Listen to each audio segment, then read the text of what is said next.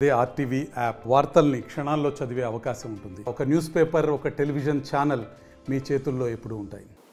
నమస్కారం. నేను మీ homeopathy doctor Rajasekhar, sure care homeopathy, Kamalapuri colony. ఈరోజు నేను మీకు చెప్పబోయే టాపిక్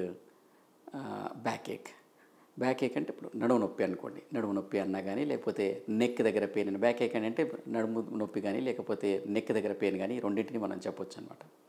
సాధారణంగా నడుము నొప్పి కానీ, ఈ నెక్ ఏరియాలో ఉండేటటువంటి పెయిన్ కానీ అని అంటే ఏమవుతుందని అంటే, సాధారణంగా ఏమేమి వస్తాయి ఈ కాలంలో అని అంటే, ఎక్కువగా ఈ స్పాండిలైటిస్ అని అంటారు, లేకపోతే స్పాండిలోసిస్ అని అంటారు, ఇంకోటి స్పాండిలోలిసిస్ అంటారు. ఈ విధంగా 3 ప్రాబ్లమ్స్ని మీరు ఒకసారి బ్యాక్ ఏక్తో మీరు ఒకవేళ డాక్టర్ దగ్గరికి వెళ్ళినట్టయితే ఒకసారి ఎంఆర్ఐ తీయించి ఈ 3 ప్రాబ్లంలో ఏదో ఒక ప్రాబ్లం గురించి చెప్పే అవకాశం ఉందన్నమాట. అది కానీ ఇది కానీ ఉందండి అని చెప్తారు.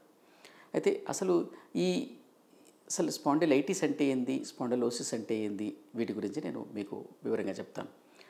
స్పాండిలోసిస్ అని అంటే ఏంటంటే ఏజ్తో పాటు వచ్చేటటువంటి ప్రాబ్లం. సాధారణంగా కొంచెం మనం ఏజ్ పెరుగుతున్నప్పుడు ఏమవుతుందంటే మెల్లమెల్లగా ఆ బోన్స్ ఏవైతే ఉన్నాయో అని అంటే వెనక ఏవైతే వర్టిబ్రాస్ ఉంటాయో ఆ వర్టిబ్రాస్ మెల్లమెల్లగా కరగడం జరుగుతుందన్నమాట. ఈ అరిగిపోవడం వల్ల ఏదైతే ఇప్పుడు ముందు దాని గురించి తెలుసుకోవాలి. ముందు వెనక బ్యాక్లో ఎట్లా ఉంటుంది అని అంటే, ఈ వర్టిబ్రా కాలం మధ్యలో ఏవైతే వర్టిబ్రాస్ ఉంటాయో వాటి మధ్యలో ఇలా వర్టిబ్రా ఉన్నప్పుడు వాటి మధ్యలో ఒక డిస్క్ అని ఒక మెత్తటి రబ్బర్ లాంటి పదార్థం ఒకటి ఉంటుందన్నమాట, ఒక లేయర్ ఉంటుంది. ఇది వీటితో ఒకదానికి ఒకటి అలా ఫిక్స్ అయిపోయి ఉంటాయి. ఎప్పుడైతే ఈ విధంగా ప్రాబ్లం వస్తుందో అని అంటే మీన్స్ ఏజ్తో పాటు కొంచెం అరగడం జరుగుతుంది, ఈ డిస్క్ అనేది అరిగిపోవడం జరుగుతుంది. ఈ డిస్క్ అరిగిపోయినప్పుడు ఏమవుతుందంటే ఆ ఏరియా నుండి, ఆ పర్టికులర్ ఏరియా నుంచి ఏదైతే నర్వ్స్ బయటకు వస్తూ ఉంటాయో, అంటే మన స్పైనల్ కార్డ్ ఏదైతే బ్రెయిన్ యొక్క ఎక్స్టెన్షన్ ఏదైతే ఉంటుందో స్పైనల్ కార్డ్, దాని నుంచి ఏదైతే నర్వ్స్ బయటకు వస్తాయో వాటికి కంప్రెషన్ అవ్వడం కానీ అట్లా జరగడం వలన మనకు ఆ ఏరియాలో ఏ నర్వ్ అయితే కంప్రెషన్ అవుతుందో ఆ కంప్రెస్డ్ ఏరియా మొత్తం అంటే మీన్స్ ఆ నర్వ్ సప్లై అవుతున్న ఏరియా అంతా కూడా పెయిన్ వస్తుందన్నమాట. This is spondylosis. దీనికి సాధారణంగా ఏమంటారని అంటే, సడన్గా ఎప్పుడన్నా ఎక్కువ అవుతుందండి, కొంత కాలంగా మెల్లగా నొప్పి అవుతుంది, ఎక్కువగా అవుతుంది అని అంటే ఏమంటారంటే, వీలైనంత వరకు దీనికి రెస్ట్ తీసుకుంటేనే చాలు అని అంటారనమాట. చక్కగా మనం ఫ్లాట్ సర్ఫేస్ పైన మనం పడుకున్నట్టయితే, కొంచెం ఎక్కువ టైం కోసం అన్నట్టుగా పడుకున్నట్టయితే మెల్లగా అదంతకదే ఆ పెయిన్ అనేది తగ్గుతుంది.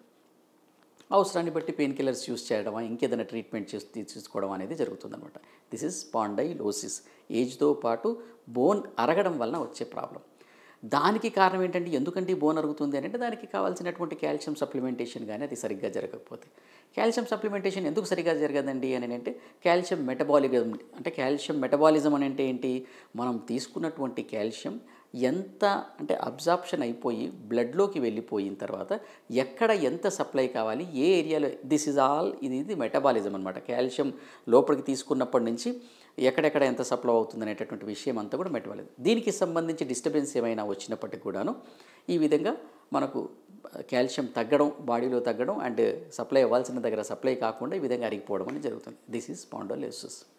సెకండ్ ఏంటి, స్పాండిలైటిస్ అనేది ఏంటి అని అంటే ఇన్ఫ్లమేషన్ ఆఫ్ ద ఏరియా. అంటే ఇన్ఫ్లమేషన్ అంటే ఏంటి, ఇన్ఫ్లమేషన్ ఎప్పుడు వస్తుంది అంటే జనరల్గా వేరే ఏదైనా ఇన్ఫెక్షన్స్ కానీ ఇలాంటి కండిషన్స్లో వస్తుంది.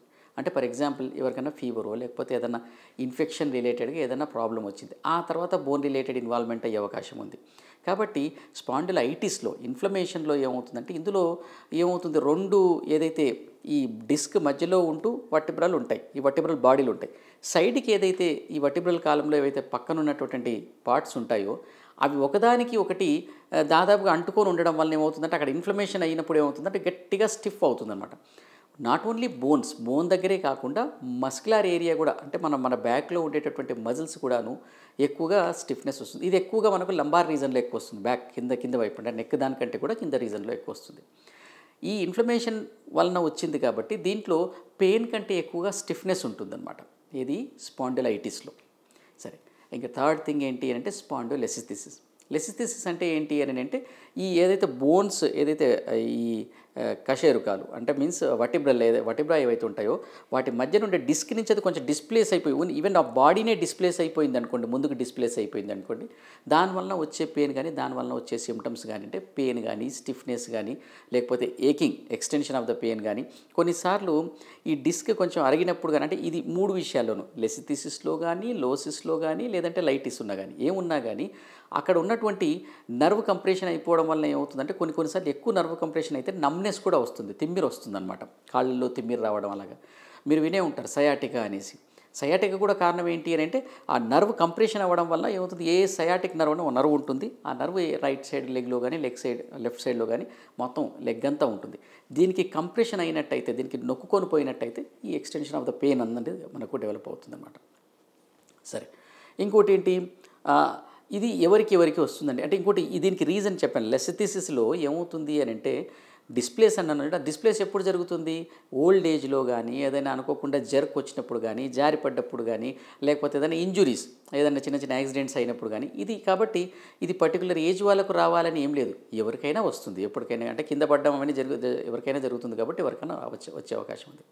ఇంకా దీంట్లో ఎవరికి వస్తుందండి సాధారణంగా అని అంటే, ఇప్పుడు ఇంట్లో పని చేసుకునే వాళ్ళు ఉంటారు, హెవీ వెయిట్స్ ఎత్తే వాళ్ళు ఉంటారు. ఇలాంటి హెవీ వెయిట్స్ అట్లాంటివి ఎత్తుతున్నప్పుడు ఈజీగా డిస్ప్లేస్ అయ్యే అవకాశం కానీ, లేకపోతే ఏదైనా అరిగిపోయే అవకాశం కానీ ఎక్కువ ఉంటుంది. అదేవిధంగా ఎక్కువగా సాఫ్ట్వేర్ పని చేసే వాళ్ళు ఉంటారు. సాఫ్ట్వేర్ ఉద్యోగస్తులు ఏమవుతుందంటే ఎక్కువసేపు వాళ్ళు కంప్యూటర్ను చూస్తూ ఉంటారు, వేళ్ళని ఎక్కువగా యూస్ చేస్తూ ఉంటారు, ఒకటే పొజిషన్లో ఎక్కువగా కూర్చోవడం వల్ల ఇట్లాంటి ప్రాబ్లం ఎక్కువగా వస్తుంది.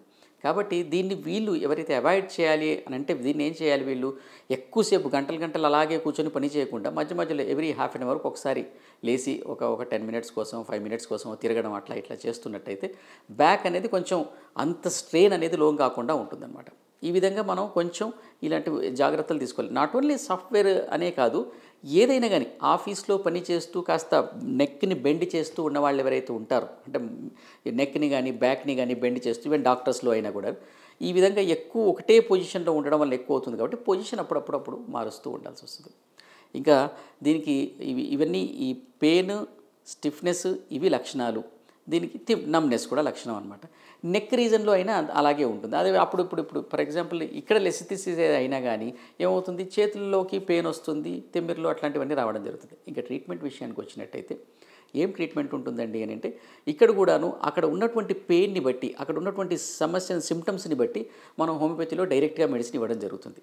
చాలా అక్యూట్గా ఉందండి, ఇప్పుడే ప్రాబ్లంగా ఉంది అన్నప్పుడు మనం అప్పటికప్పుడు కూడా ఇవ్వచ్చు అనమాట. పెయిన్ కోసం ఇప్పుడు మా దాంట్లో హోమియోపతిలో రస్టాక్స్ అని, బ్రయోనియా అనేసి, కాల్సికమ్ అనేసి, హైపరికమ్ అనేసి, ఈ విధంగా రకరకాల మెడిసిన్స్ అని చాలా మెడిసిన్స్ ఉన్నాయి.